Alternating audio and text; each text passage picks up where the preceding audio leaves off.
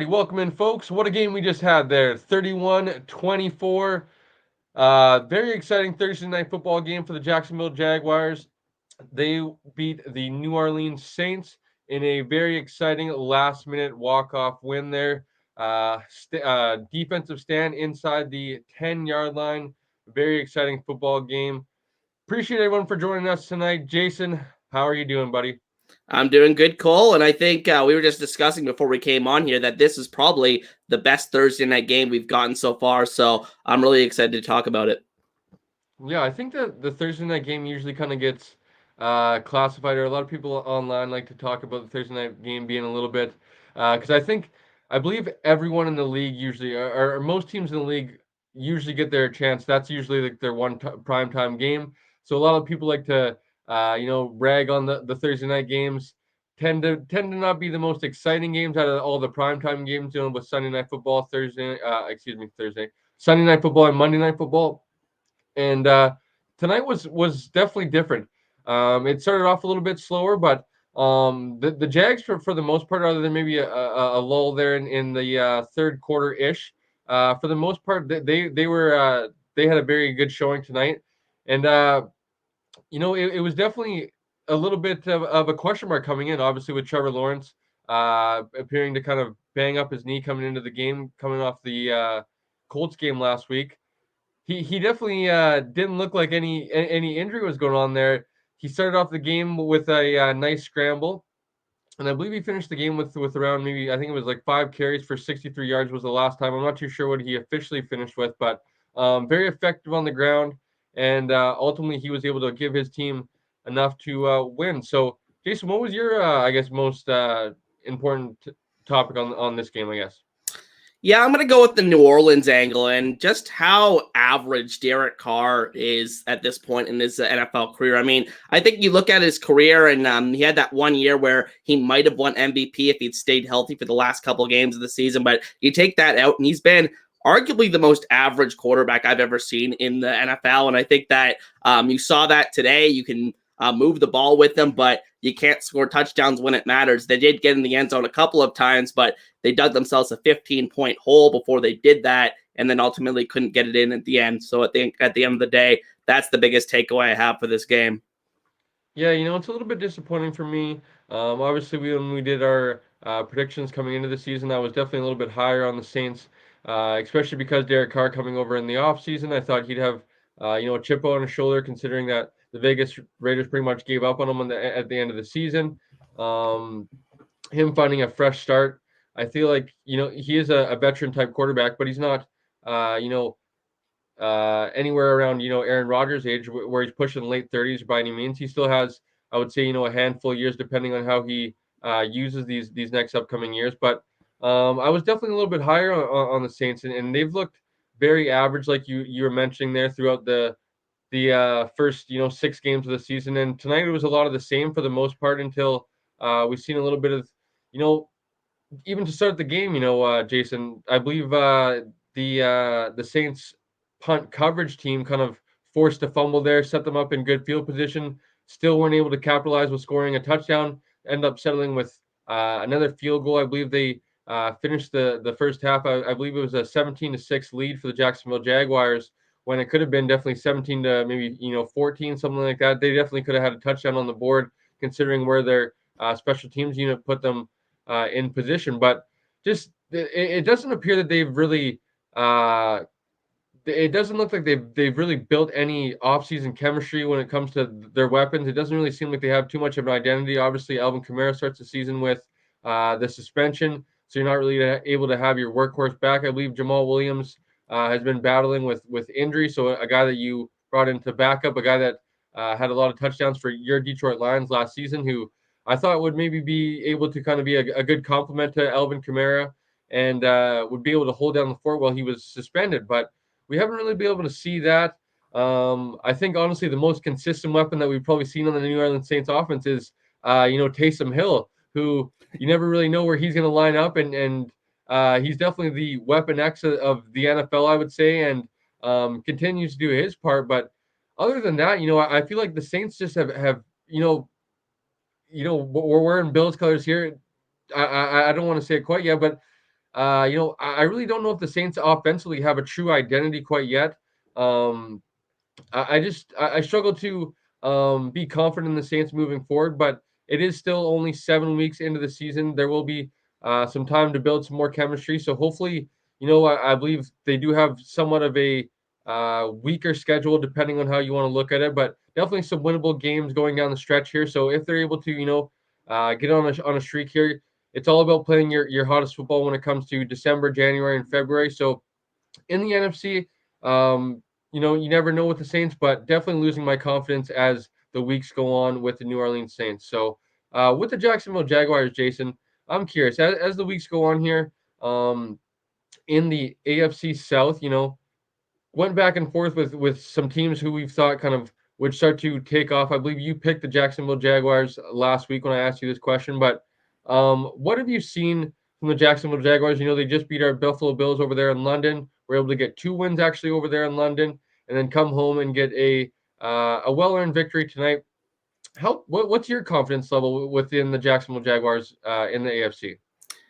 Well, they're right there, I think, with a lot of the best teams in the AFC. I think that I would like to see them win against one of these teams. I mean, the Bills notwithstanding, I think they have a very good history against the Bills recently. But I think at the end of the day, I think this is a very talented roster. I want to highlight two players. So I forget what his first name, Aluakon on the defensive. I think he's the linebacker for them. He was all over the field in this game for the Jaguars. And then Travis Etienne, I think, has really emerged in the last few weeks as that true feature back that he was promised to be when he was drafted in the first round, the year they drafted Trevor Lawrence. So I think at the end of the day, those two guys really impressed me this week. And I think at the end of the day, Etienne becoming this all-purpose weapon that he was destined to be when he was drafted, I think that it's a huge development for the Jaguars. And this is a team that, in general, has done a good job the last couple of years of building up the offensive arsenal around Trevor Lawrence. I think that Christian Kirk, I give them a lot of credit because a lot of people criticize that signing. I know I didn't like it when they first signed Christian Kirk, but he's turned into a fantastic addition for that team. And then, even a guy like Zay Jones, who's out of the lineup tonight, but I think he's had a really good resurgence in Jacksonville. So I think at the end of the day, they have a lot of weapons in Jacksonville, and they're a scary team going forward. Absolutely, and I think that that Clemson alma mater backfield with Trevor Lawrence, ETN, especially with ETN coming off the knee injury last season, it's definitely been impressive. We saw him obviously last week, Jason, when they played the Buffalo Bills, but he's looked quite impressive, and I think that'll be the key to things. They have the weapons, they have the quarterback, but if ETN's able to be that quarterback, or excuse me, that running back on the ground, able to be that threat as well through the air, I think he really what sets them apart throughout the other AFC contenders. I don't think that the Chiefs have, they kind of have a three-headed monster. Someone like the Buffalo Bills, the Saints, or excuse me, the Saints, the Bengals don't really have. They have Joe Mixon, but I really feel like if ETN can be that back, I think he can really give them a leg up over some of these AFC teams. But when I kind of take maybe a little bit of a step back too, this is a younger team still learning how to win the big game. They obviously got into the playoffs last year. I think they'll obviously get into the playoffs again this year. How far will they go? I think will kind of depend on the offense. I think this defense, Aluakon is another guy that you mentioned that's kind of been showing up for them. Obviously, the other Josh Allen, some of their pass rushers, very, very underrated defense. I think I would say most people when you probably say maybe a top 10 defense probably wouldn't have Jacksonville come to mind, but I think they're a young, fast, physical defense and fly around out there. So Jacksonville definitely a formidable opponent in the AFC and will be a tough out when it comes to playoff time. I think whether injuries happen or not. So I guess we didn't even touch on it, Jason. All the excitement building up here in Canada throughout the week. We see Nathan Rourke signed to the practice or to the active roster, and Trevor Lawrence looked fine. It was obviously exciting to see, but a little sad. I was maybe slightly, obviously not hoping for too much of an injury, but slightly hoping for maybe CJ Beathard to play, not do well, and then maybe the Kid Canada go into the game. But he was able to be in uniform, which was cool to see him. And I believe if he's dressed in 3 games, that kind of gives him some guaranteed money I believe down the road as well into 2024. So that would be cool for him and his career. So rooting for the kid. Hopefully he's able to soak up all of this experience and really learn from being dressed on the sideline, all that good stuff. So was really hoping to see Nate get into the game, but Trevor Lawrence said, "You know what? This is still my rodeo, kid. You got to ride the pen, hold the clipboard for a few more years until I say so." But wishing Nate nothing but the best up here in Canada, obviously. And to get back into the game, Jason, obviously, the fourth quarter was very exciting. We had the fourth and inches stop by the Saints defense that kind of gave them another opportunity to claw themselves back into the game. And then the final drive, the Saints drive all the way down the field. And, people might say that, we were a little hard on Derek Carr. And at the end of the day, Jason, he did make a throw that, you know, gave them an opportunity to potentially tie and or win the game there within the dying seconds there. And unfortunately, their tight end, I believe it's Monroe, dropped Mhm. what appeared to be a pretty um, catchable ball. I think, in my opinion, I believe it kind of hit off both of his hands. Maybe if he was a little bit more out of his reach, it would be a little bit more excusable. But um, at the end of the day, they did have an opportunity to win. It didn't go their way, but it was a very exciting fourth quarter of play, very exciting ball game. So it was just good to see some good Thursday night football heading into the weekend, Jason. Especially with we have a viewer here. Not to get too much off topic, but with a good weekend of CFL football ahead, it starts it off nice with a good Thursday night game. So Jason, anything that comes to mind that needs to be said on your behalf when it comes to the Thursday night football game before we move on? Yeah, I mean, the last play of the game I thought was a terrible play call by the New Orleans Saints. I thought that anytime a team goes to that fade play near the goal line, unless you have like prime Rob Gronkowski out there, I don't think that's a very high percentage play. So I think at the end of the day, I don't really like when teams go to that play because I don't think the likelihood of it being completed is very high. And obviously the Saints weren't successful. I was pretty surprised to see that as the last play as well, Jason. Selfishly, Chris Olave is on one of my fantasy teams, so I wouldn't mind seeing him score a touchdown there. But we obviously seen the miscommunication, Jason, a little bit earlier. I don't know if it was in the fourth quarter or the third quarter where, Derek Carr threw the go ball. I want to say it was on a third down play. And, Chris Olave kind of geared down and maybe, I don't know if he thought he wasn't going to get targeted, he was a little frustrated, or what. But Derek Carr was visibly frustrated with Chris Olave on the replay.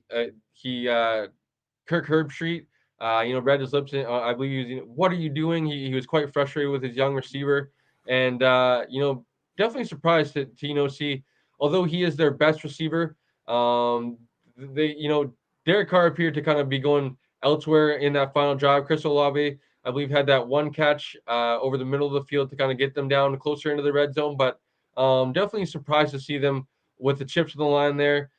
Just pretty much get the ball, and then it was a pretty much a goal line fade to Chris Olave when you have some other weapons on your team. That is it Shaheed Raheed Shaheed. Yeah. I believe he's a young talented weapon. Michael Thomas might be not prime Michael Thomas, but he can still be a threat out there if need be. I'm not too sure if Taysom Hill was on the field or not, but he could pull in a game-winning touchdown for you or not. Alvin Kamara was definitely on the field, so other weapons on the field and to settle like that, definitely a little bit questionable, considering that you just schemed somebody open, kind of baiting Chris Olave. I believe Chris Olave was the one that run that kind of like hook route / slant, and then the tight end got in behind them, and the two defenders collapsed on that underneath route, getting the tight end open behind them. So definitely surprised to see that was the game plan when it was fourth and goal with the chips on the line. So the Saints end up losing. The Jacksonville Jaguars beat them 31-24, win by 7, and move on to week 8. Next week, Jason, we obviously have not too sure if you saw it, buddy, but we have our Bills on Thursday Night Football, so that'll be kind of Yeah. fun to instant react to that. I've never done that, so it'll be cool to kind of do that for the first time for both of our favorite teams and get some of our. Hopefully, we're celebrating a nice victory. So we will definitely talk about that next Thursday. So, Jason, without further ado, buddy, let's get into our picks. If you guys have been showing up weekly, Jason and I get into our weekly picks. We've been doing 3 each. So I took first pick last week. Obviously, I will be a gentleman, return the favor, and Jason, you will pick first this week. And I'm hoping, I'm guessing, we've been doing this 7 weeks. I'm hoping I'm guessing you correctly, or knowing you a little bit better. So I'm hoping, judging on by what I picked, that you're gonna pick the games that I think you're gonna kind of start out with. So Jason, I will turn it out to you, and who's the first game of the week that you're gonna pick? Yeah, so there's a few really interesting games this week, I think. But ultimately, I'm going to go with the Dolphins and the Eagles on Sunday Night Football. I think that this is the one true matchup that we have between two juggernaut teams, and I think that I'm really excited to see how Philly responds to that loss against the Jets. I mean, the Jets, great defense. They've shut down the Chiefs, the Bills, the Eagles now this season. So there's no shame in that game for the Eagles, but how do they bounce back for that? I'm really excited to see how Jalen Hurts does. He hasn't had the greatest season passing the ball so far this year. Eagles obviously 5-1, still having a really good season, but he needs to pick it up a little bit and play like that $55 million quarterback. And then for the Miami Dolphins, it's another great test for them after having a relatively easy schedule to begin the year. I would say I think this is a really good test because they lost that one big test against the Bills, and we'll see how they go into enemy territory and play against the Eagles. Jason, I don't know you at all. I thought you'd go with your team. Obviously, you flip it, which is nice because now I get to talk about this game a little bit more because I was definitely looking forward to this one big time on Sunday Night Football. Shout out to my girlfriend. It's actually our anniversary. Actually, it was our anniversary last weekend, but we're celebrating it this weekend, Jason, going down to Victoria. So I'll be busy for most of the day Sunday coming home, doing a little bit of wandering around in Victoria, and then coming home. And I will be coming home to a great game on Sunday night, which I'll be greatly looking forward to because I'll probably be missing a majority of the football day. So it'll be great to come home to this game because I think this will be a very exciting one and live up to the billing of I believe both 5-1 teams. Obviously, the Eagles coming off their first loss of the season last week to the New York Jets, led by Zach Wilson. Another very impressive victory. Could you imagine, Jason? Zach Wilson, I'm saying, not Aaron Rodgers and the Jets. Zach Wilson and the Jets could have beat the Kansas City Chiefs, the Buffalo Bills, and the Philadelphia Eagles. I haven't I didn't pick the Jets to talk about any games this week, but not to get too off topic. The Jets are definitely not going away as I kind of maybe expected, which is a little bit concerning, Jason. But that could be a topic for another day because they are continuing to put up tough performances. And I think it's a greatly led by that defensive side for the New York Football Jets. So the Eagles obviously coming off the loss, and for me, I think it's can the Eagles kind of contain slash slow down that speed? I think a big thing that will help it obviously will be that pass rush and that front of the Eagles. With the Grahams and Jalen Carter's the kind of platoon that they run, somewhat similar to the Buffalo Bills, where they have somewhat maybe around 6 or 7 guys that they rotate in, have really good depth along the D line, and kind of can generate pressure rushing forward. So that would be kind of my thing is watching for the Eagles and how they tend to play the Miami Dolphins in their speed. If you're thinking about getting up in the faces of those receivers and trying to jam them and maybe trying to rush Tua, I really feel like that's playing with some fire because if you lose a step, they have the breakaway speed to take a 1 yard pass to the house. So I really feel like trying to rush with 4, playing a little bit of coverage, trying to flood passing lanes, trying to confuse Tua with some disguising coverage, that sort of thing. I really feel like that's kind of the key to beating that offense. And then on the Dolphins side of things, you already touched on it. If you look at their victories, not to poke holes because people will probably think I'm trying to poke holes, but their victories are the 2-3 Saints, who we saw tonight, 1-5 Patriots, 1-5 Broncos, 1-5 Giants, 0-6 Panthers.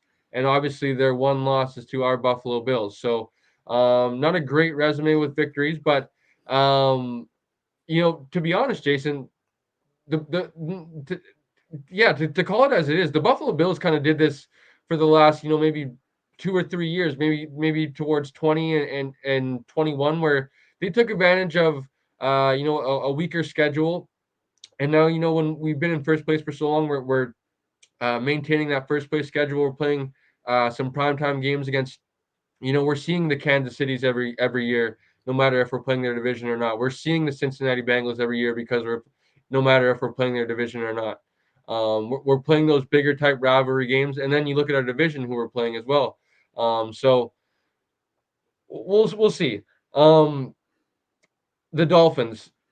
Can you kind of legitimize yourself a little bit more? I think why I've been a little bit hesitant to kind of rightfully place them atop the AFC and call them the best team in the AFC. I think as of now, I think the Chiefs, the Bills, and the Dolphins are kind of up there, kind of at the same level. But I think no matter if the Chiefs and the Bills win this week, and I think if the Dolphins go in and win, I'll say it on record, Jason. I think I will go as far to say that they're the best team right now. That is keyword right now in the AFC. I think that legitimizes them a little bit more in a contender win over the Philadelphia Eagles, who will be very, pissed off and hungry for a victory after losing last week. So I really think all eyes are on this game. I think very excited for this game. A little sad you stole it from me, but excited that we were able to spend a little bit more time talking about it. But anything else that comes to mind before Jason?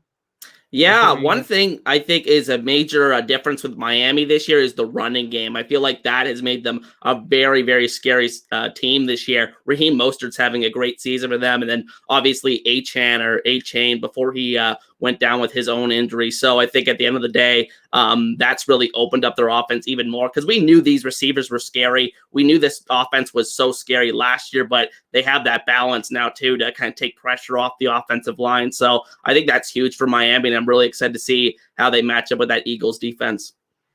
Jason, before we get going, you just mentioned it. Those receivers, one of those receivers, I got to say, off the field, I'm not the biggest fan of this guy. Um, he Tyreek Hill is the best receiver in football, Yeah. and it might not be close. Um, you know, I definitely consider Justin Jefferson coming into the season the best receiver in football. Like I said, I don't really enjoy this guy off the field personally, but Tyreek Hill is absolutely on a historic pace right now.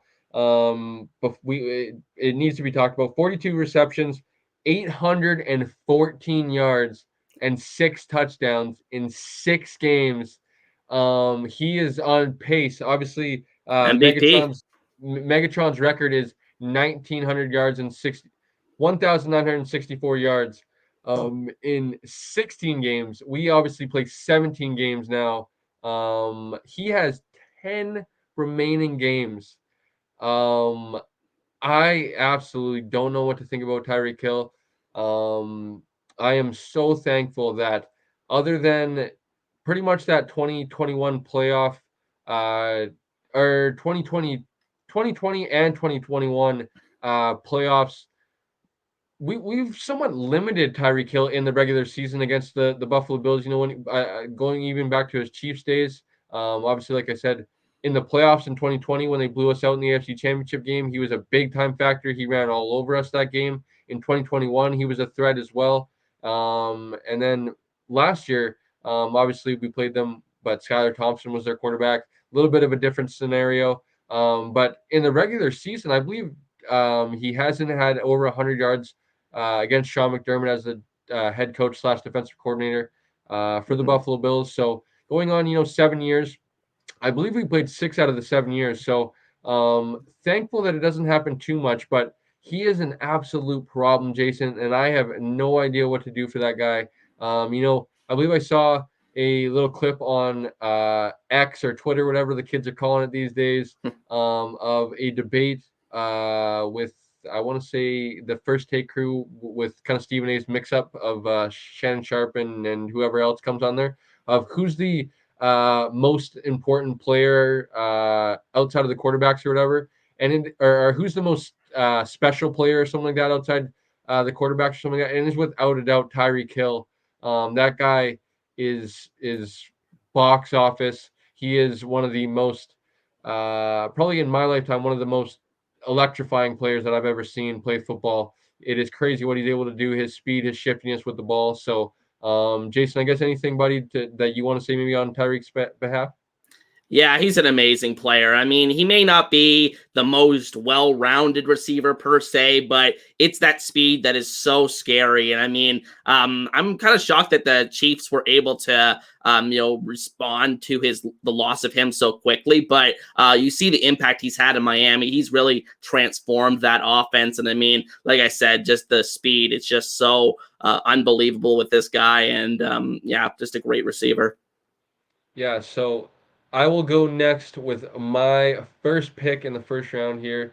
And Jason, I thought you would go with this game because it was your team. I think the game you know that I'm going to talk about, the Baltimore Ravens hosting the Detroit Lions. This is going to be another good football game as well. A little bit sad I'm going to miss out on this one because the Bills game will be on and I don't have another screen to watch this weekend, unfortunately. So the Baltimore Ravens. This is a big game for them because I think the Detroit Lions will. I haven't maybe seen the line. It'll either be Ravens minus 2.5, which is kind of a pick 'em when you're at home. Getting 2.5 points is pretty much a you could go either way.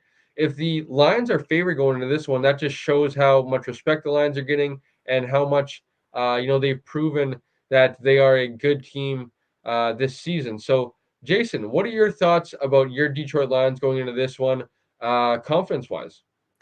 I'm very confident. And I think when I looked at the not just this game, but the rest of the Lions schedule, I think there's a lot of W's on there. I think this team could win 13 games this year. And I think that, they have a really good chance in this one. I think that the big thing I'm watching for is if Jared Goff can have a good game against that really good Ravens defense. And I think, it's kind of turning into that classic Baltimore defense. But the only thing is they have that offense to match up with it as well. So, I mean, the Baltimore's looking like a hell of a team themselves right now. So I'm really excited to see how this game plays out. And I mean, I think Lamar's playing some of the best football of his career right now. Yes, Lamar is definitely. I'm not worried about the Detroit Lions, Jason. I know what I should expect from them. Although I guess, maybe the only question marks for the Detroit Lions is who's going to be in the backfield with them. Hopefully, for my sake, Jason, it's Jameer Gibbs for crying out loud. Yeah. Been waiting for the breakout for selfish purposes, obviously, but I believe David Montgomery a little bit banged up once again. Obviously, he had a little bit of an injury earlier in the season. Once again, dealing with an injury. I don't believe I haven't looked at any practice statuses or anything like that, but I don't believe it's looking too promising if he's going to play or where it's leaning. But Jameer Gibbs has been on the shelf for I believe 2 weeks now, so I would imagine in the next week or so we should expect him to be back in the lineup, or else they would have put him on IR. I'm worried about the Baltimore Ravens and not Lamar Jackson. I'm worried about the surrounding cast offensively. We saw, the clips of some of the drops from the receivers. Lamar Jackson putting it right in the breadbasket, and these guys not coming down with the football. They drafted Zay Flowers in the first round to be that guy. Obviously, a little bit of a undersized type receiver. They have I would say a top three slash top five tight end in Mark Andrews, somebody that's able to get open and be a threat over the middle of the field. But I'm not too sure how much a tight end outside of Travis Kelsey, who's an absolute unicorn, is going to get you consistently to victories, consistently to moving the chains, consistently to get you into touchdowns instead of field goals. And that's what I'm concerned about is the Ravens offense. I think the Ravens defense is battling a little bit of the injury bug, I believe, but they are a tough bunch on that side of the football. And you should expect them to kind of play that hard nosed style football with Harbaugh coaching them, and that culture that's been carried on for the past 2 decades, I would say, since the early days of Ed Reed and Ray Lewis back in the early 2000s. So you know what to expect from them defensively, usually on a week to week basis. But can the weapons consistently be open for Lamar? Can they consistently create plays outside of Lamar Jackson, creating off script and scrambling and extending plays? Because we're going to obviously see those great scrambles from Lamar, and he's going to obviously create big plays, but that can only get you so much when it comes to facing some of these superior opponents. When it comes to, I feel like the Detroit Lions are on the verge of being in the top tier of the NFL when it comes to rightfully being with, the Eagles and the San Francisco 49ers and the Buffalo Bills, the Dolphins and the Chiefs. And I feel like rightfully kind of being in that top five. Right now, they're on the bubble, they're scratching the surface, but a win over the Baltimore Ravens, even though the Ravens are um, you know, I believe they're 4-2, just like the Buffalo Bills, but they're going to be a team that you're going to have to get through come the end of the season. So that this win just kind of another stamp in the Detroit Lions, but definitely curious to see if the Baltimore Ravens can. I feel like Lamar just being Lamar Jackson will keep it close, but how can the other weapons kind of step up when it comes to the bigger moments and create some big time plays for the Ravens instead of it going vice versa. So curious to see how this one, Jason, plays out. Like I said, going to be a little bit sad that I'm going to be missing this one, watching it on the highlights a little bit later, but this should be a very exciting game and a back and forth game I would expect with the Detroit Lions pulling it out. Jason, any thoughts before I go next, I guess? Yeah, just to build on your point about the receivers for the Ravens, I think that has been their biggest organizational issue over the years. I think what's that stat? They haven't drafted a Pro Bowl wide receiver, and I know I'm not the biggest Pro Bowl guy, but that's a pretty astounding stat considering how long the Ravens have been in the NFL. And I think at the end of the day, the receivers have to be better if this team is to compete in a loaded AFC. And they brought in obviously Odell Beckham Jr. in the offseason. Like I mentioned, drafted Zay Flowers in the first round. So Zay Flowers has shown some flashes, don't get me wrong, but hasn't shown that ability to be a takeover receiver when you need those big plays in the money downs. It appears Zay Flowers maybe isn't that guy, and for whatever reason, when they draft receivers in the first round, they tend to pick them 5'10" or shorter, which just happens to be Hollywood Brown or Zay Flowers. So note to self: if you're drafting in the Baltimore Ravens GM office in the front office, draft someone taller for Lamar. But all jokes aside, Jason, moving on to my pick, my second pick, I want to go with the LA Chargers visiting the Kansas City Chiefs. I think this one will be a, the Chargers are not living up to expectations, obviously, with their record 2-3.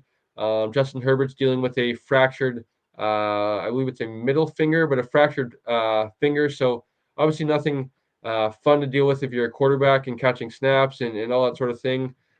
Just not a fun deal. So things not going in their way, but this is a divisional game, and I think this gives them a perfect opportunity to kind of get a ride a little bit, move to 500, go to 3-3, get a win on the Chiefs, go to 5-2, or knock them down to 5-2, and hopefully you set up being getting yourself into the picture of getting that second seed going down the back half because I don't know if I'm going to go as far to pick the Chargers, but if they are to win and kind of get a little bit of confidence, and I'm not even going to pick them over the Chiefs to win the division, but I still think getting this win over the Chiefs gives them a little bit of confidence moving forward of beating a superior team, beating a team that I don't know if they've had that much success against the Chiefs since the Patrick Mahomes era has kind of taken over. So looking forward to this one, especially because they're coming off the loss to the Cowboys. Jason, did you see the Chargers fan of the Cowboys game? No, I haven't. I've seen like it going around on like Twitter, but I haven't really checked out the videos of it or anything. Oh, she's a that's me watching the Bills game. I wanted to retweet that, but I definitely gonna gift that when I'm watching the Bills game next time. But so funny with the little Asian girl watching the game. Shout out to her. She came on the Pat McAfee show and was a good time as well. So the Chargers, continue to Charger, of course, and that's what doesn't give me much confidence picking them. But I think if I was to kind of give them a little bit of a recipe for success going forward, I think winning this game would be important. Get them to 500, get them a little bit of confidence going. Hopefully, Justin Herbert's able to get a little bit of rest here and there, and hopefully they're able to get a win in the division. But I'm not too sure if that's going to happen. I would imagine the Chiefs roll on this one, just seeing as that they have Kelsey, they have Mahomes. The Chiefs roll when they have those two guys. So, anything that comes to mind for you when it comes to this game, Jason? Yeah, these are always fantastic football games. I mean, the Chiefs always win, but they're always games that go back and forth and right down to the wire. So this was definitely going to be my third pick as well, or the third pick in our draft tonight as well. But I think at the end of the day, the Chargers just need the guys that they brought in to be star players in this matchup. I think that particularly Khalil Mack and Joey Bosa, they have to get after Patrick Mahomes and be those, A+ pass rush tandem that they were brought in to be. So I think at the end of the day, that's a very important aspect for the Chargers in getting a victory against the Chiefs. And, the Chiefs are not looking like this juggernaut on offense the last several weeks of the season. So I think at the end of the day, I'm very excited to see how this game plays out. And the Chargers, if they lose, maybe they start to fall out of this wild card mix. I know it's early, but 2-4 in a loaded AFC, I think it's going to be very difficult for them to climb back into it if they lose this game. Yeah, very difficult indeed. Switching back to the kind of Chiefs haven't looked like the Chiefs, but they continue to get wins in the win column.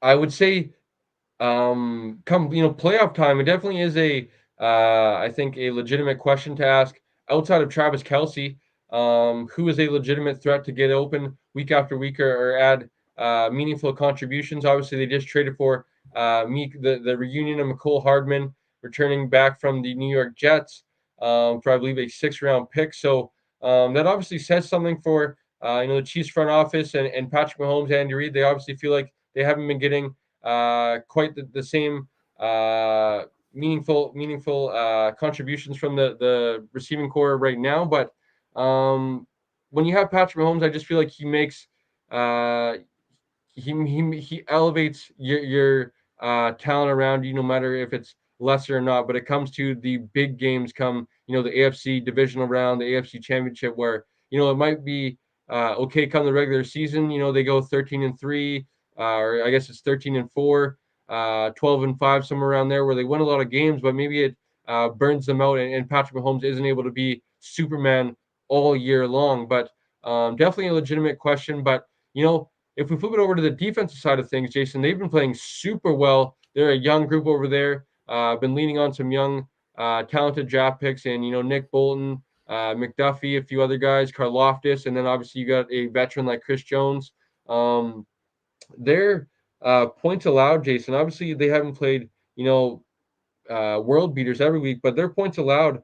They obviously played the Lions on opening night, 21 points, 9 points, 10 points, 20 points, 20 points, and then 8 points last weekend against the Denver Broncos. So the defense, the most points they've allowed this year is 21 points to your Detroit Lions. So they've been doing a good job of keeping a lot of opponents to low scores. But, when you see the Chiefs Chargers, usually a lot of these games are 37-34. So I would expect a nice high-scoring shootout, but you never know. Maybe this is a low-scoring. Whoever gets the ball last is able to kick a field goal and win this ball game in a close one. So, Jason, I'm expecting Chiefs to win, but I'm expecting a close divisional AFC West tight type of game. So I will send things back over to you, buddy, for the second pick in the draft tonight.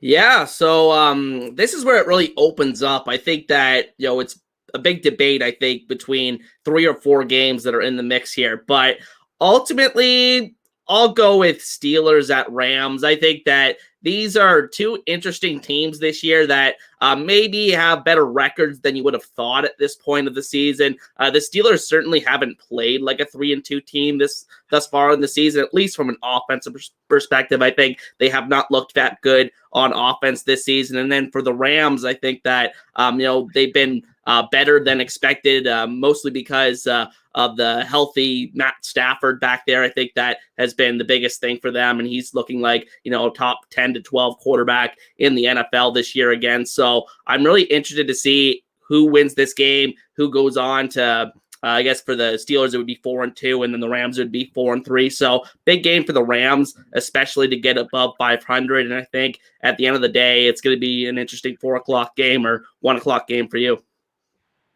Yes, it is, and I think the Rams have been an interesting team with Puka Nakua, I believe is his name, and then Cooper Cup coming back and seeming to pick up right where he left off.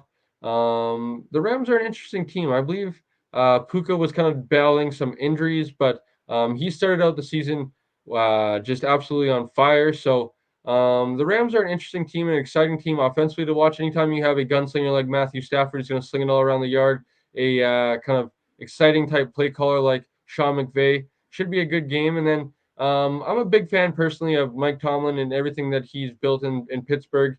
Respect the culture that they built, the Steeler way, of always being competitive year after year. I believe that record that he holds of only being 500 throughout his career, or never being lower than 500 throughout his career. So I was definitely, like you said, this kind of opens up after the first couple games, and I was not too sure who we were both going to go for the third game. This was definitely in consideration, but I'm glad you picked on it so we could touch on both teams, because I think both teams are exciting franchises. Obviously, we saw the Rams win the Super Bowl a few years ago, so both competitive type franchises, and I think should be an exciting game come Sunday afternoon. So Jason, not too sure what else you want to say when it comes to this game before we conclude and move on. Yeah, just classic Pittsburgh Steelers team that's led by their defense. And I mean, yeah, their offense has played pretty poor this season, but their defense has muddied up some games and allowed them to win. Like that Ravens game was totally shocking to me that they were able to win. So that's just a testament to the culture and, the toughness that they've built over there in Pittsburgh over the years. Now, in terms of my next pick in the draft tonight, again, there's a few games in consideration here, but I'm going to go with the first place showdown in the NFC South, the 3-3 Atlanta Falcons and the 3-2 Tampa Bay Buccaneers. And I think in this game, it's going to be interesting to see how both the quarterbacks play. I think that, Desmond Ridder has looked very shaky this year. I don't know if he's looked the part of a starting NFL quarterback to this point. And it's really interesting to see how loyal they are to him, because they didn't really invest a high draft pick in him or anything. They invested a third-round pick in him. So it's interesting to see how loyal they've been to him, despite having another option there in Taylor Heineke. So interested to see if they ever make a switch from that perspective. But Atlanta has a lot of talent on that offense. They've drafted very highly in the draft the last several years, and they've drafted a lot of skill position players. So I'm looking to see if they have a breakthrough one of these weeks. And then for Tampa Bay, it's really, I think it's a very interesting team. I think they could go either way the rest of the season. I could see them kind of fizzling out after a rough, good start to the season, that is. But I also could see them being a sneaky playoff team this year that maybe wins more games this year than they did last year with Tom Brady. Yeah, I like this game too, Jason. I think this is a nice sneaky type matchup. Baker Mayfield, I think, has found himself somewhat of a new home down there in Tampa. I think he fits really well in kind of that offense. They haven't really maybe exploded quite the way that maybe Tom Brady did when he dropped into that offense, but that's quite high standards when you're talking about the greatest player of all time. So I think Baker Mayfield's fit himself in quite well down there. I think he's only going to get better with time in that offense with some of those weapons. So I like what I've seen, but like you said, I think they're going to be one of those teams that win some games here, they lose some games that maybe they shouldn't. They get in the playoffs ultimately. I think they maybe go as far as maybe to the divisional round. Maybe they get out of the wild card, but I think they're a competitive team all year round. And I'm looking forward to this game as well, because we obviously play the Tampa Bay Buccaneers next weekend. So I'll definitely be having my eye on this game a little bit, keeping an eye on who's doing well, who's doing not so well, and then some kind of injuries and all that stuff going forward. So definitely be paying attention to this game. And then Atlanta, like you said about Desmond Ridder, they drafted him in outside the first round, so not tied down to him by any means. Obviously, Jason, I've kind of put my fandom out there for one Taylor Heineke and have been calling for Taylor Heineke's service for a few weeks now. But if he was to struggle a little bit in this game, I would hope, considering it is a divisional type matchup, maybe they shake things up. They throw Taylor Heineke out there. He gives them the spark that they need. So curious to see what happens in this game, especially with Atlanta and that offense. I think at some point they should get somewhat restless, considering that they drafted Drake London, I believe, in the first round, Kyle Pitts in the first round, and now Bijan Robinson in the first round, and your offense is still not very great, to say the lightest. So definitely curious to see how this one goes, especially because it is a showdown in the NFC. What division are they? NFC South. NFC South. Sorry, Jason. Getting late. I guess it's later there for you. I don't even have that excuse because it's 12:30 where you are, Jason. So shout out to you. It's only 9:30 where I am, and I'm trying to use that excuse. So I won't use that excuse before I will, but definitely looking forward to this game, Jason. And anything else that you want to mention on this game before we move on? Yeah, just to tie it back into the Thursday night game with New Orleans losing tonight, I think either one of these teams is very likely to end up making the playoffs this year. So I'm interested to see if this division can put together a competent playoff team this year, or is it just going to be like last year where they had a losing record? I don't think it's going to happen quite as badly as it did last year. What was Tampa like 7-10 last year or something like that? I think that they're probably going to have a winning record this year, but whether it's like a 9-8 team or whatever, I think it's going to be interesting to see if they can put together a team that will be competitive in that first game of the playoffs at the end of the season. Yes, absolutely. So, to move on, I guess, to go with the last pick of the draft, Jason, I'm going to go with one, I think, out of left field, probably one that you're not expecting. I'm going to go with one, the Cleveland Browns at the Indianapolis Colts. On the Indianapolis Colts side, I am quite interested to see. I believe they're 3-3, Jason. I'm quite interested to see how they do sustainability wise without Anthony Richardson. Obviously, he had already been banged up, but Gardner Minshew comes in. Obviously, has started in the past in the NFL, so he has some experience starting. Jonathan Taylor obviously is coming back. Michael Pittman is I think a young, underrated type receiver who can be a threat downfield. And then that defense is probably not where it was a few years ago, but still can be a stiff type of defense. So definitely interested to see where the Indianapolis Colts go from here without their young leader in Anthony Richardson for the rest of the year. They obviously lost him to the shoulder injury. I believe he had the surgery earlier in the week that knocked him out for the rest of the year. And then the Cleveland Browns side of things, I'm interested to see kind of where they go with, that kind of, who's kind of going to take over that division with, Baltimore being there, Cincinnati kind of being there, the Cleveland Browns being, right there as well. Their defense has been quite tough this season, Jason. I think I saw a stat this season of them having the lowest yards given up this season. So a tough defense there. They're a young type of defense as well, especially with the pass rushers up front that are kind of veterans, more so with Myles Garrett and Zadarius Smith, the former Minnesota Viking. Then they have some young guys in the secondary. They have Jeremiah Wosu-Karamoa, I believe is his name, from Notre Dame. I was a big fan of him coming out of Notre Dame. Jason, he has been a young type of linebacker that's been flying around this season. So their defense has been playing very well. Obviously, they lose Nick Chubb, but they signed Kareem Hunt, who's a familiar face. Jerome Ford's been somewhat stepping up week to week. And then, they obviously don't have Deshaun Watson right now, but I think with their defense, with their run game, the scheme that they kind of like to cook up with leaning on that run game, setting up play action, I think will give them an opportunity to win this game. But not too sure how this one will play out. I think betting wise, I'm going to stay away from this game because I don't know what to expect from either team, considering that the Cleveland Browns are playing without Deshaun Watson, and then the Indianapolis Colts are playing without Anthony Richardson. So not really sure what to expect when it comes to the outcome of this game, but definitely interested to keep an eye on this game and the results of it. So, Jason, anything that comes to mind that jumps out to you when it comes to this game?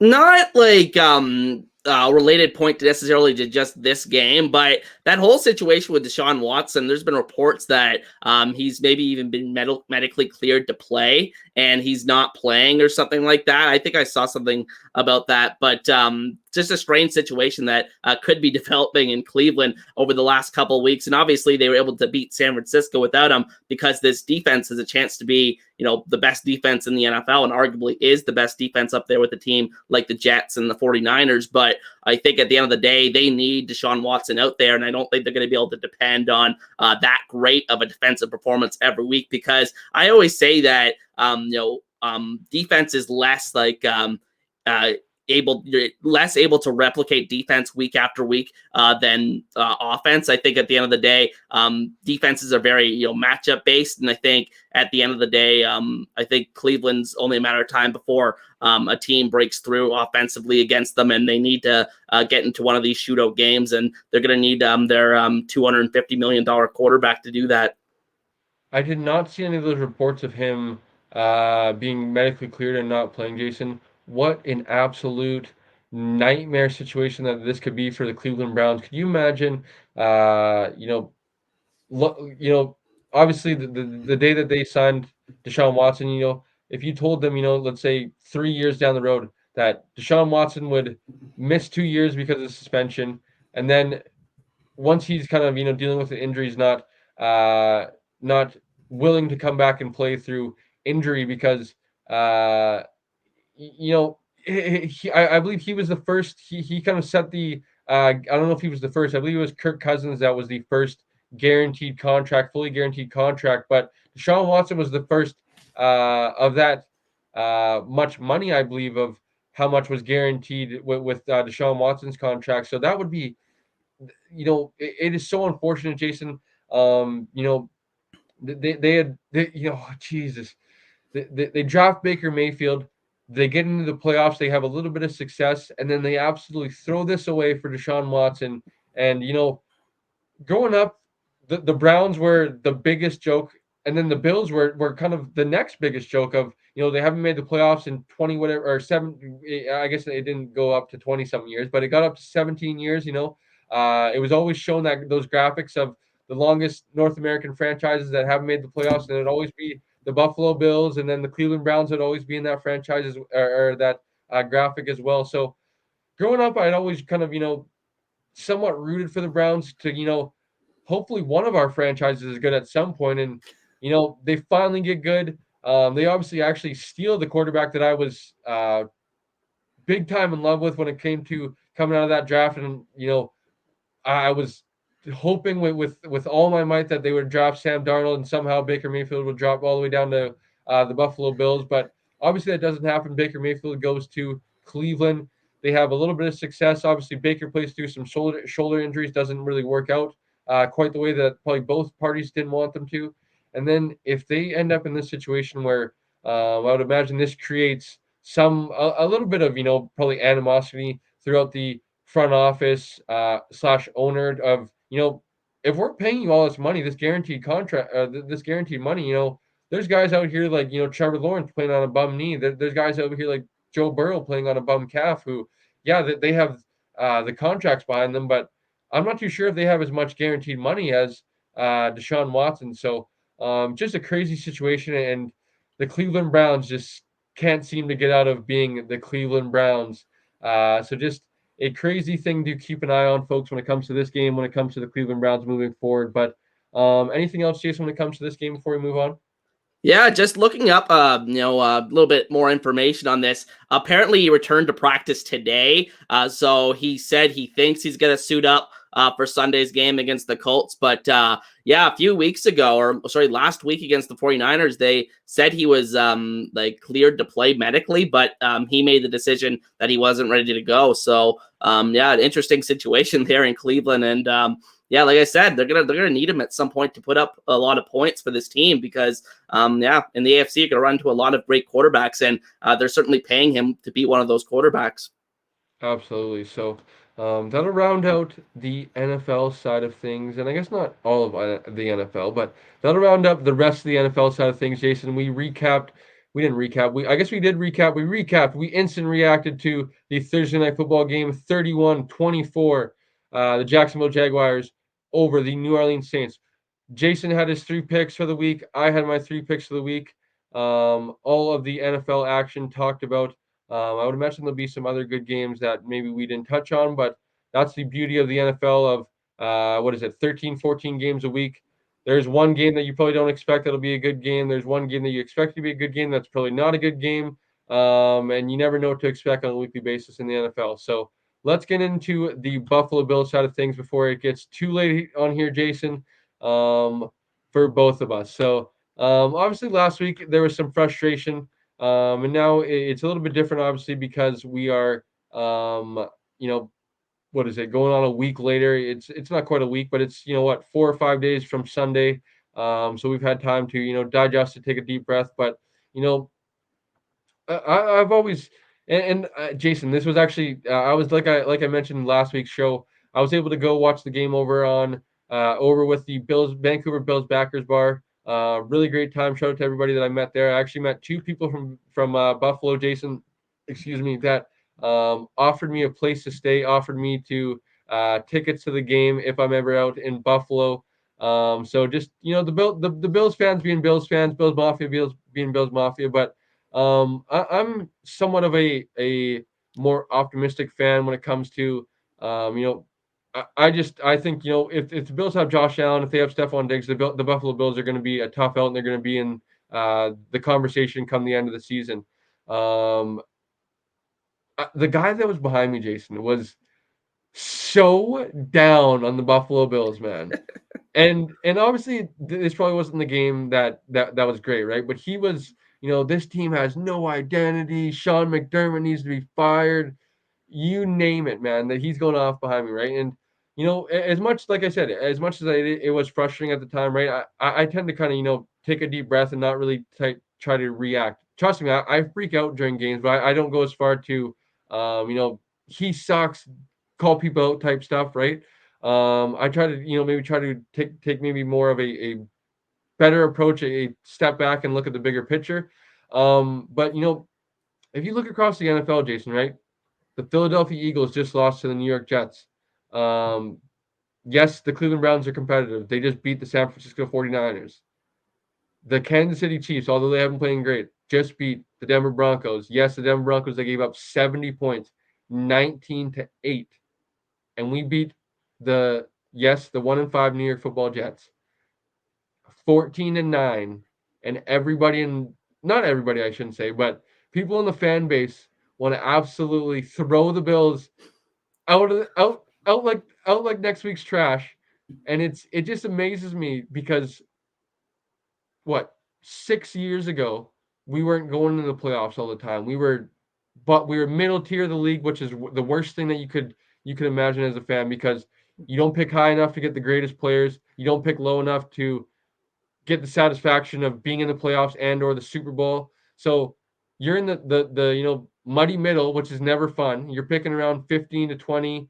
You don't get in the playoffs because you always lose those 3 games that you shouldn't lose, and you finish 7-9 or 6-10. The classic 2005 to 2010 Buffalo Bills, who would always lose the close games. And now that we have a quarterback like the way that we do, obviously we haven't had the most consistency offensively, but on any given week, Josh Allen can be, the in the conversation for the best player and best quarterback in the NFL, the best dual threat player. So it just amazes me how fast people can I guess jump off the bandwagon, I guess to say, or jump off the fan base. You know, if you, I guess, like all football games, it's kind of like a dumb thing to say, but all football games come down to 5 plays, right? And 5 plays go wrong are different for us. I feel like that this game is 28-9, and it looks a lot different. We win by 20 instead of winning by 5.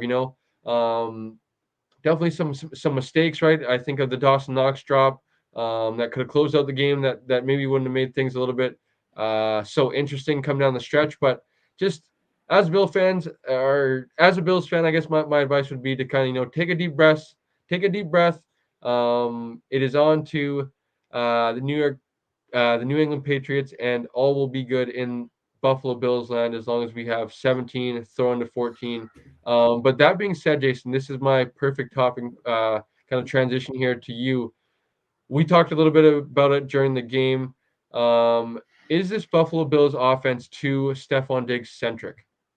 Yeah, absolutely they are. I think what was it? 12 of the first 14 throws went to Stephon Diggs last week. That's just not a sustainable way to produce offense in the NFL. And I mean, didn't Diggs have 100 of Allen's 169 passing yards last week? So yeah, again, this offense is not doing enough outside of Diggs right now. I'm confident that they can get that right. Gabe Davis could have some big games down the stretch. Maybe the tight ends have a breakout game here or there, but I think at the end of the day, right now, they're not doing enough outside of Diggs in order to beat some of these better teams. But luckily, last week they were playing the New York Giants, and our defense ended up playing very well. Although I will say, even though they did throw a flag on that second to last play, I did think that last play was also pass interference as well. But yeah, the refs decided to give us a break there, and I think at the end of the day, yeah, we were the better team at times during that game, especially in the second half. But I thought the Giants also, you got to give them a lot of credit. They had a great game plan, and you have to take into account as well that this is a very familiar coaching staff with our coaching staff, obviously with Dable being there, and Tyrod obviously going to Buffalo and being used to playing in Buffalo. So I think at the end of the day, the Bills have some stuff to work on, obviously, coming out of that loss, but I'm not overly concerned yet because they still picked up the W. Yes, and like I mentioned, right, the football game comes down to 4 or 5 plays.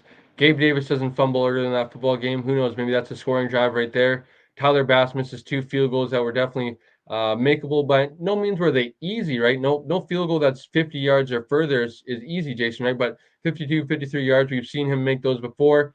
If you count those 2 field goals, that gets us up to 20. Let's say you have another scoring possession in that Gabe Davis drive or something like that. I believe Josh threw an interception as well. So 4 or 5 plays goes the other way. I feel like this game looks a lot different.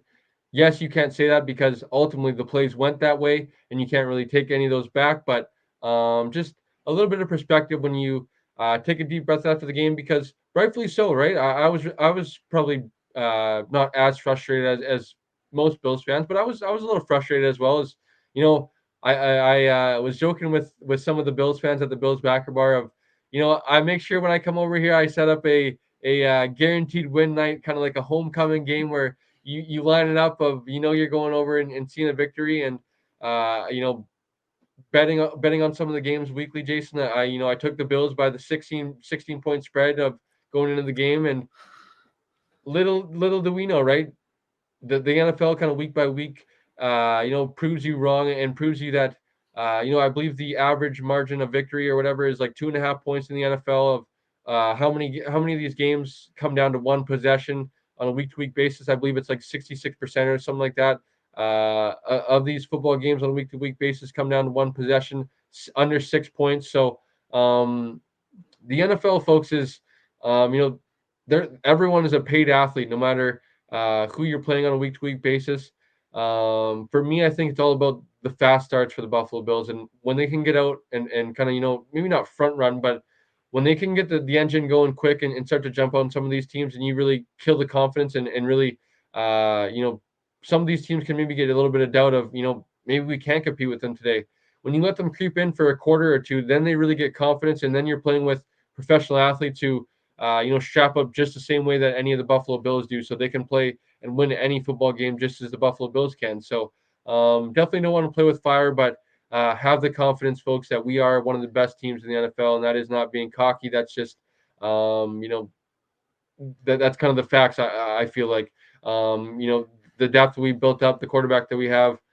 Yes, we were without 2 All-Pros, 3 huge factors on defense, but I still think just the culture that we've established, the quarterback, like I said, we have, it's proven that, we can sustain some injuries and still be a force in the AFC, a force in the NFL. So moving on to this week, Jason, I guess not to get a little bit too cocky once again, but I'm expecting the Bills to kind of, this is a big get right game for me. The Bills have definitely shown some some dominance over the Patriots here in the Mac Jones era since Tom Brady's kind of left. Outside of the win game a few years ago when the Patriots won what 14-9 or whatever, something crazy when Mac Jones threw the ball 3 times. Outside of that, the Buffalo Bills obviously had the perfect game in the playoffs. They've really shown well against the Patriots, and I think this is a perfect opportunity to kind of kick the dog while it's down. Unfortunately, to say to the Patriots, they're obviously 1-5 now, coming off a disappointing loss to the Las Vegas Raiders last weekend. I think this is the needed last push to kind of push them over the edge of going into possibly a top 5, top 10 type pick. I would imagine probably top 5 pick, which is unheard of in the Belichick era. I'm trying to contain that smile, Jason, but I can't hold it back, man. I absolutely love to see it, and I hope I don't get bitten in the ass this weekend. But what are you expecting from this matchup in the AFC East this weekend, Jason? Yeah, I mean, this is a perfect get right game for the Bills. I think you mentioned the recent history between these two teams. The Bills have dominated, especially that playoff game, like you mentioned. But I think that it's interesting for the Patriots' perspective because it's really starting to feel like this may be the end of the Bill Belichick era in New England. And if that's the case, I'm very interested how what he does after this year. If he ultimately ends up leaving New England, does he go coach somewhere else? But that's a story or a conversation for another day. But I think at the end of the day, the Patriots are down and out right now. It really feels that way. Mac Jones is not playing good football. They've somehow regressed offensively after replacing Matt Patricia with Bill O'Brien as the offensive coordinator, which I really thought would help that offense. But at the end of the day, they've suffered some injuries on the defensive side. Christian Gonzalez, their star rookie corner, I think is out for the season for them. They replaced him with J.C. Jackson. So it'll be interesting to see how J.C. Jackson plays against Stephon Diggs. In the past, it hasn't gone well for the Patriots. So I think at the end of the day, the Bills should win this matchup, but you never know. It's the NFL. It's the NFL. That's why I don't want to get too high, but like I said, Jason, I'm trying to hold back my smile, but I absolutely love to see the Patriots organization burn. I think it's rightfully needed to kind of be a conversation of has Bill Belichick kind of run his time in New England. For the longest time, I thought he was going to be the most winning, get the most wins as a coach, and surpass Don Shula as a New England Patriot. But it sure doesn't look like that. I think it'll be the end of Mac Jones' era before it will be Bill Belichick because I think he's going to get the hook sooner or later here, and they'll turn over the keys to Bailey Zappi. Excuse me, Bailey Zappi. But what does that say about Bailey Zappi that they haven't already done that through 7 weeks? So not too sure how much more promising they should get with a quarterback change. Obviously, we've seen Malik Cunningham kind of get dropped in that offense and kind of be a gadget type quarterback for them in recent weeks, but not too sure what he's supposed to give you too much other than some gadget plays here or there. Mac Jones, what I would imagine if they lose this game, probably maybe get a hook in a week or two, and they go to another direction to maybe salvage the last season of Bill Belichick. But I would imagine if they, I don't know if Bill's going to get to see a top 5 pick if they go top if they lose that many games. I would imagine uh, old Bob Kraft, Robert Kraft will get will kind of know it's time to turn the page. And like you said, it's a topic for another show, I should say, or we should say. But Robert Kraft's probably like, I picked you over Tom Brady, and you were kind of wanting Jimmy Garoppolo and trying to get rid of Tom and you know probably glad that Robert kind of probably stepped in and said what Tom's going to finish his contract out, I believe, and if Tom wants to go and leave elsewhere, he can when he's a free agent, but you're not pushing him out the door before he is leaving. So curious to see how that organization handles the upcoming next 3 or 4 months here and then into the offseason, because I think it is going to be big time questions need to be answered and big time eyes on that organization going forward. So expecting a get right game, like you said, like the both of us said, and hopefully the Bills can go and prove us right. The Buffalo Bills side of things, Jason, I got to get this in before we leave here, buddy. I'm curious now. the inconsistencies on offense, I think, comes with a lot of questions, which is, probably a little bit unfair to place the blame on any one person, which is why this conversation slash question is going to be a little bit contradicting. But you know, I think a lot of factors come into this question. But what are your kind of thoughts and I don't know if I'd say grades on Ken Dorsey as offense coordinator, but kind of what's your thoughts and kind of opinions as Ken Dorsey as a offense coordinator, and kind of maybe not maybe grade him and but just kind of do you think maybe you like him, you dislike him, maybe he's above average, below average? What are your thoughts on Ken Dorsey as the Buffalo Bills offense coordinator? Well, if we're talking last year, I thought he did a pretty good job. But in terms of this year, it feels like the Bills, at times, the offense has been kind of figured out from a schematic standpoint. And it was just like, just go let Josh Allen and Stephon Diggs figure stuff out. So, I mean, I haven't been overly impressed with the games he's called this season, particularly his ways that they've came out and started games this year. I think the last couple weeks they've been very flat in terms of the game plan, and that's really where coach makes his bread and butter. I think that first set of scripted plays to start a game and get the offense off on the right track, I think is really important. And I think Ken Dorsey hasn't been able to do that the last several weeks for the Bills, really ever since that Dolphins game, which was honestly a perfectly called game. But I think at the end of the day, the Bills offense has to be better in general. And I think it starts with the play calling. And one more thing I will say, run the damn ball. I think that they have kind of went around away from that running game the last couple of weeks. And I think they've had some decent effectiveness with it. And I think they just haven't given it enough carries, especially when the offense was sputtering last week. There were just far too many incomplete passes and just a lack of pacing with the offense. And I think the running game is a big part of the solution to that. Absolutely, buddy. I agree with run the damn ball, please.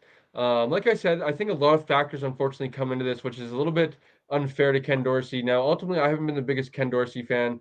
Now, I believe even Josh Allen said it earlier in the week in the media of, by all the metrics and all the fancy kind of statistics and all that stuff, the Bills' offense is up there amongst the top tier of the NFL. But when it comes to, I feel like it's like pulling teeth sometimes for the Buffalo Bills offense, where it doesn't look as smooth as it could be, or maybe as it did in Dable's years and kind of reign over the offense. Now, it's unfortunate for Ken Dorsey because for me, I was such a big fan of Dable as an offense coordinator, as a coach, and I feel like he had such a big part of developing Josh Allen. I didn't love the kind of just kind of giving Ken Dorsey the opportunity because A, he was in the building already as a quarterback coach, and then B, because Josh Allen really liked him essentially. Um, you know, like I said, I think the Bills offense is been very good and at times very elite, but I think it's just um I feel like he struggles to kind of adjust and adapt to things when it comes to game plans. And when it comes to he schemes throughout a week, maybe expecting one thing, but when teams maybe throw curveballs at him or throw different things at him, he doesn't know how to adjust. And it seems the biggest problem as well is he doesn't know how to scheme outside of Stephon Diggs open. It seems like we really try to scheme, Stephon Diggs open, which is really great, especially for, me, someone that's a big Stephon Diggs fan. I love to see that, but I feel like that's their, what did Jamar Chase say? I'm open 7-Eleven. I'm there 24/7. The top, but the top 5, top 7 guys of the NFL, they all feel the same way. They all have that somewhat of ability of I'm open even when I'm not open. Of trust me, and I'm going to come down with the ball. Stephon Diggs is that type of player, so I feel like we can get that at any time. So why not scheme your other players open and get them open looks and get them targets? I feel like outside of Gabe Davis, you saw Gabe Davis kind of get featured last week early, and then you went away from it after the fumble. Now, whether that was Josh Allen or just the game plan in general, why not give him some confidence? Why not? You always see a guy have a drop in the quarterback or coordinator call something and go right back to him. Gabe Davis really I don't know if he even had a target after that fumble. So I feel like outside of Stephon Diggs, they don't really know how to scheme anybody open. We heard not too sure how much, Jason, you paid attention to kind of the beat reporters and stuff like that, but we heard all summer from, Trent Sherfield and Deontay Hardy of these gadget roles and getting them involved in the offense. And then even Dalton Kincaid. We haven't seen none of that quite yet. And I think obviously we've seen Dalton Kincaid not be in the lineup the last few weeks, and that be a missing factor in the middle of the field because he hasn't been the most productive or even lethal weapon, but he's been getting his 5 or 6 catches for 30 or 40 yards when it's some of the bigger catches when it's a first down catch that sets them up in a 2nd and 4 or something like that, or a third down catch that gives them a first down. I think they need someone like that that's over the field, but I'm not too sure if, I might have overestimated Dalton Kincaid in year one of, something that you said, how fast the tight ends translate to the NFL. Obviously, we've seen Sam Laporta kind of translate to the NFL very fast. But the one thing I would say is, they don't have a number one in Detroit, such as a Stephon Diggs. Obviously, they have Amon-Ra St. Brown, but I don't know if he's quite to the level of Stephon Diggs of, he's going to get his 150 targets. Amon-Ra St. Brown probably will get like 120 targets, which is, might not seem like much less of, 30, but it still is, in the grand scheme of things, 2 targets more a game or whatever it comes down to. So I feel like that's why maybe Sam Laporta's maybe been shown a little bit more, featured a little bit more than Dalton Kincaid, as well as the tight ends not adjusting. But I think it comes down to a lot of factors, unfortunately. Um, whether you want to call it maybe a little bit unfair, but I would probably place, maybe 60% of the blame on Ken Dorsey, 20% of the blame on the weapons, and then 20% of the blame on, like, Josh Allen's decision making. Because not too sure if you're a fan of the Cover One crew or anything like that, or Kurt Warner's QB Confidential, the QB Room by J2 O'Sullivan, who's a former Saskatchewan Roughrider CFLer. A few of the kind of the NFL film guys that are on YouTube, Jason. Shout out to them, but none of them are probably watching. But that's the cool thing about YouTube and NFL 22. The film that's kind of technology these days of that being kind of available to the public. It was definitely something that I was looking to subscribe to of the NFL Plus and getting that all 22 NFL 22 kind of access, but you're not able to do that in Canada, Jason. So through YouTube and kind of those platforms, those channels, I'm able to watch a little bit of the all 22, and there was definitely some opportunities for other, I think a Khalil Shakir on one play, I believe it was a 3rd and 5. Looked like it was kind of 2 crossers, Stephon Diggs going one way, Khalil Shakir going one way on an under over type thing. Khalil Shakir cleared the linebackers and was open. Josh was kind of locked in on Stephon Diggs, ended up holding the ball too long, got some pressure in his face, ended up throwing the ball into the dirt, and Khalil Shakir was wide open to the right side of the field. So there's definitely been a few factors into the kind of pot, but at the end of the day, I would go to Ken Dorsey, 60% of the blame. The weapons not getting open on a consistent basis outside of Stephon Diggs, 20%, and then decision making by Josh Allen at 20%. It doesn't all come down to one person or one thing, but it ties into all of them kind of not being as consistent of why the Bills maybe haven't looked like the Bills consistently. Because obviously we saw the 38 points, the 31 points, and then the 40 or whatever points against the Miami Dolphins there in the middle of the early part of the season. Then we saw the Jets disappointment, and then the last few weeks of not being the high powered offense. I think that's just like I said, Jason. I've said on the show, Jason. I tried to say, folks, if you're an NFL fan base, one, pay attention to other fan bases because not everybody has, green grasses. Everyone goes through the ups and downs, but do not ride that roller coaster. Try to stay, what one of my junior football coaches used to say, we like to stay 72 degrees and a cool breeze, nice and cool, Jason, not too high, not too low. Don't ride the roller coaster of an NFL season if you're like if you're in the Buffalo Bills fan base, right?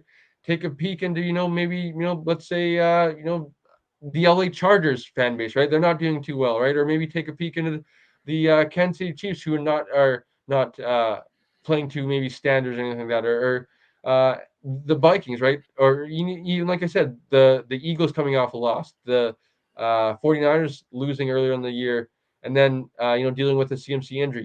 Teams are going to go through the ups and downs, but some of these elite teams will be able to weather the storm and be there in the end. And that would be my biggest advice to anybody listening, NFL fans around the world. Do not ride the roller coaster of an NFL season, folks. Just enjoy it because football season will be over before we know it. Jason, week 7 of our NFL preview already, buddy. 7 weeks of the show, 7 episodes, 8 with a season preview. Next week will be number 8 and then number 9 together, buddy. So the season has been flying. We're almost at double digits already. Super excited for next weekend, Jason. Obviously, like we teased earlier in the season or earlier in the show, the Buffalo Bills will be hosting the Tampa Bay Buccaneers. Jason and I will be able to instant react to our Buffalo Bills. So expect a little bit more of a spicier Cole, not as much of a level-headed Cole. I will be a little bit more, depending on how the game goes, I guess. If it's a little bit more of a closer game, I will definitely be more of a. You'll see the spicier side of Cole will probably come out a little bit more. But Jason, just tell me, do not ride the roller coaster, Cole, and it is on to next the Cincinnati Bengals, I believe, after that. So, Jason, anything you want to tease or pub that you got going on before we get out of here, buddy? Not too much. I mean, I have my regular CFL content over on my channel, CFL preview for this week. The NFL preview for this week. This very show will be posted over on my channel tomorrow. So be sure to check that out for anybody that misses it. I guess they wouldn't be listening right now, but I think that's basically all I have going on over there this week. Made a couple of other videos as well, but hoping to have some NFL stuff other than the previews coming up in the coming weeks as we get towards the end of the CFL season, because that's kind of my focus for the most part right now. Yes, absolutely. NFL season is in full swing. CFL season is getting into playoff season, so it should be a good time. I know we're an NFL show, Jason, but we are the good proud Canadians that we are. We got to tease a little bit of CFL, talk a little bit about the CFL. So looking forward to another weekend of CFL football, Jason. I will send the file over to you, buddy, and you'll be able to upload it hopefully right away. Get over to Jason's channel, like I said, greatly appreciated all the support for both Jason and I. At Hussey's Huddle on Twitter as well as YouTube. Go check out all his great content over there as well as Twitter. Please don't forget to like, comment, subscribe, all that good stuff. Support both Jason and I. Check out the Apple Podcast. I will be having episode 26, I believe, coming out very soon. I guess a quick teaser because we're on here. Who cares? Had a good former teammate of mine, good episode with Nathan Cayuette, is a defensive back out of the St. Francis Xavier University, I believe the 5th-ranked university in all of U Sports in the country, doing good things over there in the AUS. So looking forward to that. Stay tuned for that one. And Jason and I will be back next Thursday for an instant reaction on the Buffalo Bills versus the Tampa Bay Buccaneers, as well as a week 8 preview in the NFL. Thanks for tuning in, folks, and we'll see you guys next week.